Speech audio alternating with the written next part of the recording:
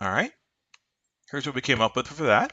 For part A, with two examples, because it specifically asks you, in addition to your definition, to provide two examples of processes through which diffusion occurs. So what are those processes? So it wants two of those, directly stated in the question. Okay. Part two asks you to compare and contrast the diffusion of pop culture and folk culture. So we're doing a comparison and a contrasting.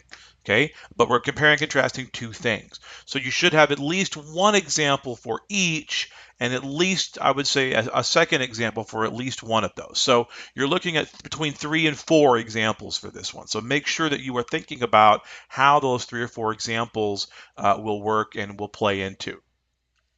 And the last one specifically asks for 3 uh, ways that folk culture is influenced or affected through interaction with pop culture. So there's 3 for that one. So really we're looking at between 8 and 9 examples here. And that sounds like a lot, but remember that these questions are asking us to do very specific things. So as you're answering them, go ahead and think about that. One thing you may want to do at this point before we move forward is go back and look at your specific concepts planning piece and say, do I have I counted for enough examples in my planning?